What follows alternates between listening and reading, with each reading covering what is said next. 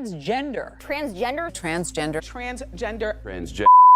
Transgender representation in the media has always been inaccurate and adverse. If you think back to any TV shows, comedies, or movies with a trans character, or someone who is seemingly being portrayed as a trans person, they are represented in a very limited number of ways, usually as sex workers, criminals, men in dresses, a tragedy, the pun of a joke, or simply there for shock value. Not to mention the inappropriate questions and lack of dialogue of the realities many trans women and other trans people face. I mean, you still, your private parts are different now, aren't they? I don't want to talk about it because it's really personal. These stereotypes create and enforce a very dangerous stigma around transgender people.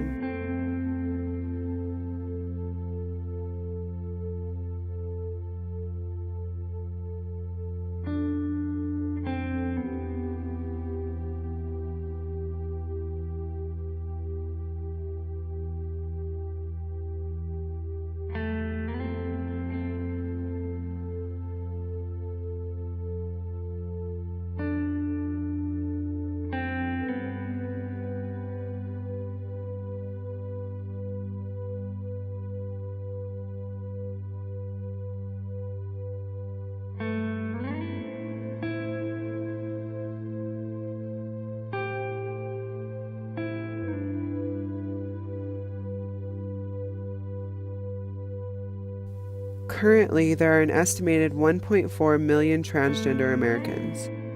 Around 84% of Americans don't personally know someone who is trans. This means a large portion of Americans only know what the media tells them about trans people. But landing one, if you are a part of the transgender community, even tougher. And that's why Cleveland is one of only a handful of cities around the country that holds a transgender-specific job fair. Tough reality for many in the transgender community. More than 1 in 4 transgender people have lost a job due to bias. More than 3/4 have faced workplace discrimination. The trans unemployment rate is 3 times the national average and 4 times the national average for trans people of color. This forces 1 in 8 trans people to become involved in underground and usually illegal work to survive, or they simply become homeless, putting them at very high risk. The past 4 years have had the most reported deaths of transgender people. In 2015, 21 deaths were reported, 23 in 2016, 29 in 2017, and already in 2018, at least 22 have been reported. Of the 102 deaths of trans people from 2013 to 2017, 80% were African American, Hispanic, Latino, or Native American. Experts say the numbers are extremely underrated due to the discrepancies in reporting the deaths of these people. Unfortunately, law enforcement is not required to report to a central database on transgender homicides, and many times does not report their correct gender and name to the community, loved ones, or media. This makes tracking the death rate of trans people extremely hard, so it's safe to assume there are many more. Yes, we have freedom of speech and freedom of expression, but that freedom has consequences, and the consequences are being most experienced by trans people. Right now in this country, there are, in the first 54 days of this year, 10 states introduced 21 pieces of legislation targeting trans people, mostly trying to limit our ability to go to the bathroom. The Obama-era guidelines for how transgender kids should be treated in schools have been rescinded.